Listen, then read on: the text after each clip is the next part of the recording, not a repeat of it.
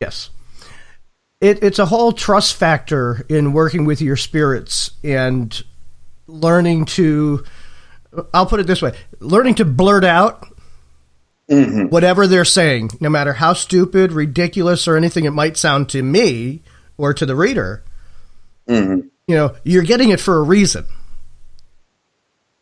You know? You're absolutely right. And you know, a lot of times I see people whitewashing readings, especially when I used to go into Blog Talk Radio and things like that there and listen to these reading shows. You know, they were straight up either fishing. Okay. Well, you know what? Does this resonate with you? No. Okay. When I give a reading, and when people like Robert Lucas, Ambrosine Laguerre, Professor Charles Porterfield, when we give readings, it's like, no, you know, I'm sorry, shut the fuck up, let me talk, and when I'm finished talking, or when Spirit finishes relaying this message, then you ask questions, or you pick your damn jaw up off the floor. You know what I mean? Yes. When you get to a point where you've got such a strong connection with your spirits that you work with, you don't interrupt or stop whatever that flow is. Exactly. Because just like people, we don't always like to be cut off. Exactly. And you want to laugh? In my lineage, there was a blind man that used to divinate. Okay. So this was a blind man that could divinate just from the sound of the things on the floor. Okay. Let me tell you something. I have known people. I myself have thrown cards or thrown chambalongos and haven't even had to read the cards from how long the spirit, how much the spirit speaks. Yes. Okay. I was actually at the house of an old Palero once, and he would throw the chambalongos down and he'd start telling people, man, you'll make a fucker cry from the messages that it would bring to him. And he tells me, he says to me, man, what do you think about this reading? I says, well, the reading is pretty nice, but, you know, it was pretty good, but all that shit you threw down there wasn't what it was. He says, I know. Sometimes people just need a show. Yes. I said, I understand. You know, I used to do that when I worked in the Botanica. We would have people that would come in, and when you are dealing with spirit, you don't actually need cards. And when you are channeling or you're a medium and passing messages, sometimes they just need to look at something in front of them. You're absolutely right. You're absolutely I used right. to tell people all the time that I can make any set of cards say whatever the heck I want. Exactly. Because it's really not the cards. You know, that's Right. just a link to my intuition that helps me to tune in and focus a little bit more, and sometimes gives me a start point as to, well, here's my focus card. This is what everything else is going to move around, you know, whatever this subject is. And then spirit comes in and takes over. Exactly. And I really believe that these are the best types of readings. Okay. Mind you, let me tell you something. Okay. I just don't say anything because it's not my place to say anything. There's a lot of people out there giving dry readings. Okay. And charging good money to do dry fucking readings. All right. And fishing readings where they're egging you on and asking you things. You understand? Yes. Tell me, you know, I really like the type of readers, man, that can tell me shit, talk to me, you know. Emily Moe. Emily Moe is a wonderful reader. Do you know Emily? Love Emmy, yes. Have you had her on your show yet? Not this year. She has been kind of busy. I do plan on getting her. She was on the old show. Oh, okay. Yeah, I absolutely love her. See, that is a reader that I always followed, and I love the way she reads. Yes. With insight, you know, and with a connection to spirit, which is important. Yeah, and it is important. And I love Emmy. She has got such a way with bringing her messages through. Because, I Facebook stalk people before I put them online because, I need to know who they are. But she can deliver some upsetting news in such a way that it doesn't sound as upsetting. She can certainly give you those true point on, here it is. But, she's got that tact. Which is also important. Yes. Because when I started first, when I first started this on this radio thing, they brought me on a show that was called Through the Looking Glass on Blog Talk. Through the Looking Glass was a show that was produced by my old producers at KDCL Media, where they would have new readers come in and give readings. Okay. And and they were prodding me for the longest, man. Listen, you need to come on here and do some readings. You'll be the first time that a Palero gets to come in here and do a reading and all this kind of stuff here. And I'm like, dude, are you sure you want me to come on here? Because they had never seen a reader tell somebody to shut the fuck up. Or let me talk, or let spirit talk. You know what I'm saying? And then I didn't have that tact. You know what I mean? Yes. Because I didn't have that thing, because I would go straight for the jugular. I understand that one.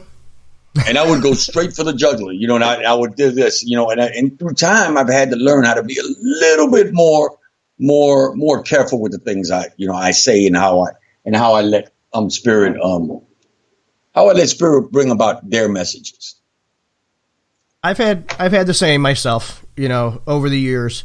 I actually think that when I started learning how to read T cards, that it kind of softened my approach a little bit. Mm-hmm. Because I used to also be the same way, even at the Botanica. People don't come to me if they don't want to know the real thing that's going on. Because it's going to come out however it comes out. No candy coat. I'm not going to watch the words of the language. If spirit or your ancestors are saying it this way, it's going to fucking come out that way. Exactly. And I want to take time to, please, and I'm sorry, I'm going to hijack the show for a minute, but I want to take time to give my condolences to everybody that lost a family member down here in Florida, in Broward County, in that school shooting. Yes. Guys, I am not one to take away people's rights, okay? But I don't believe that anybody needs an AR-15 or assault rifles, okay? And I'm sorry I'm hijacking your show and saying something political, but this is something that goes to heart. Okay? And I know it does, and you are more than welcome. I have no issues with that. Yeah, I do not believe, guys, that anyone should have one of these guns if it's not for war. Okay? So my heart and my prayers go out to these people in Broward County, in the school that this animal shot all these people. And I want to know, when are we going to start calling with these people what they are? They're terrorists. Yes. Okay? They're homebred, but they're terrorists. Okay? Okay. So go ahead and ask me anything you want to ask me now. I'm still in a moment of prayer at the moment. Okay. I mean, it's such a horrible, event, and it is a terrorist, attack. Mm-hmm. We sometimes lose sight, because of color. Right. If it's an ethnic person doing it, automatically they're labeled terrorist. Mm-hmm. When it's a white person, they just have a mental disability. Yeah. And whether they do or whether they don't. What type of mental disability, Michael, makes you try to blend in with the crowd as soon as you leave out? Okay? He was smart enough to do all this. He's smart enough to say, fuck that mental shit they're talking about. Yeah. Okay? He blended in the crowd. He actually got away. All right? There's no mental disability there. It was a well thought out and planned attack. Execution. Okay, and I'm sick of that stuff. Well, it is what it is. Anyway, Michael, axe away. So, you, I know, have some things coming up this year. Yes, we do. We got several things coming up this year. We got the Big Apple Conjure Gala. That's going to be held in April in New York City, in Brooklyn. Okay, well, we're going to have some of the best workers, some of the most nationally and international known workers are going to be there. Okay, Professor Charles Porterfield, Professor Ames, Ambrosine Laguerre, Michelle Jackson, which is the premier bone thrower of the United States, Mama Star, Rains from Rains Conjure. And Lord knows I'm forgetting someone. Okay. But, Ambrosine Laguerre, Jason Miller is also going to be there. So our list is growing good. We got a conjure caravan is going to go up there. We're going to give some wonderful classes. We're going to show people about roots conjure and all that stuff there. And it's a gala. Okay. After that is drinking and partying. We got a place where we can dance and do our stuff. And there's also going to be vendors and reading tables. Very nice. So what type of classes are they going to be holding so that our audience, can find out in case they're interested in going? Well, I believe that Professor Charles Porterfield is going to do a class on working with lamps. Okay. Professor Ames, I think he's doing one on fixing mojo bags. Ambrosine Laguerre is going to do one on protection, I believe. Mama Star, I don't know what she's going to do, but Mama Star, of course, come on, that's Mama Star, old style conjure. Yes.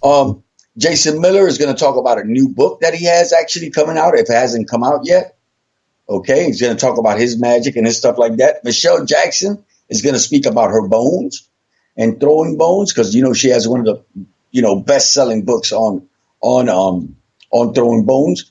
I am going to be speaking on how to fix pinwheels and how to use spinning tops in magic. Nice. For reversal of witchcraft and also for dispelling of witchcraft and for hexing and confusion. That sounds like it's going to be an awesome time. Well, I think it is. And then in September, I believe, we're going to go back to Colorado and have the Mile High Conjure Gala, which is held at the Lumber Baron Inn, which is one of the oldest mansions in that little piece of Denver, Colorado. And it happens to be haunted. Ooh, I heard about that. Man, that place is beautiful. The Lumber Baron Inn in beautiful Denver, Colorado. There was a big murder that went on there. Some dude went in there and killed and raped 2 young girls back in the days. Ooh. And the spirits are still there.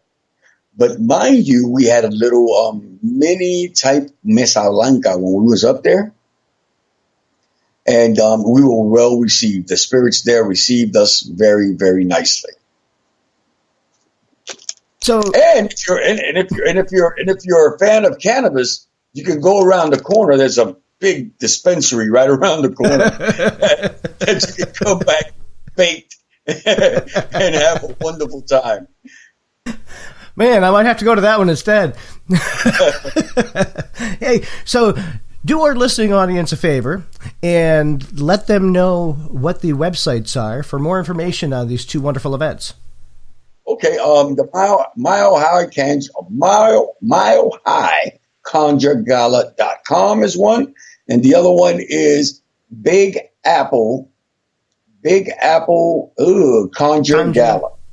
Big Apple Conjure Gala 2018.com. We also have pages on Facebook, and I believe we have the Mile High has one on Instagram. Okay, so all you got to do is look up on Facebook. Follow me on Facebook, Candelo Kimbisa and Candelo's Corner. And, just follow us on social media. Follow me on social media, and I'm forever posting about these things. So getting back to the divination part. Yeah, sure. You use your divination for what exactly, so that our audience can understand better?